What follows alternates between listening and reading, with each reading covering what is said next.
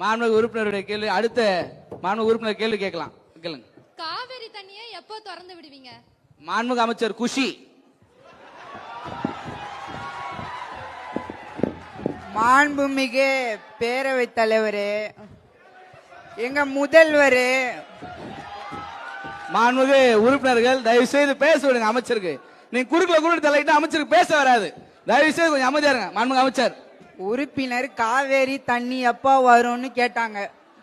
எனக்கு காவேரி தண்ணி எப்போ வரும்லாம் தெரியாது. எனக்கு ஒதுக்கப்பட்டுள்ள துறை என் தலைவனை இட்டுன்னு போகணும். என் தலைவனை இட்டுன்னு போவேன். அதுதான் என் துறை. காவேரி தண்ணியை பத்தி எனக்கு எதுவுமே தெரியாது. பேரவைத் தலைவர் மாண்புமிகு அமைச்சர் தாஜ்முகன் சொல்லுங்க.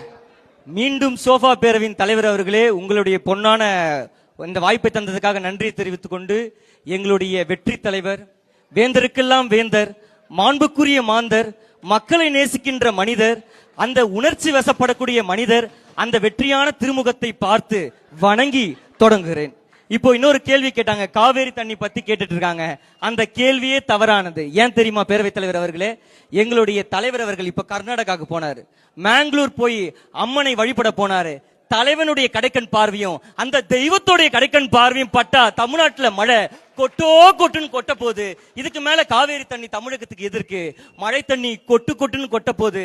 அந்த கடைக்கண் பார்வையை பாருங்க, அந்த கடைக்கண் பார்வையை பாருங்க. அப்படியான பார்வை இந்த தமிழ்நாட்டில் இருக்கும்போது எதற்கு நமக்கு காவேரி தண்ணீர்? அது மட்டும் இல்ல, எங்களுடைய தலைவர் கர்நாடகால இருந்து வரும்போது கார்ல வரும்போது கிளாஸ்ல தண்ணி கொண்டு வந்தார். மாண்புமிகு உறுப்பினர் பேசும்போது அவையில குறிப்போடு பேசணும். என்ன தண்ணி கொண்டு வந்தார் விளக்கு தருமாறு கேட்டு. மாண்புமிகு சோஃபா பேரின் தலைவர் அவர்களே, அந்த தண்ணியை இங்க சொல்ல முடியாது. பேரவை முடிந்தனே உங்களுக்கும் ஒரு கிளாஸில் அவர் தருவார். தாராளமாக வாங்கி நீங்களும் பருகலாம்.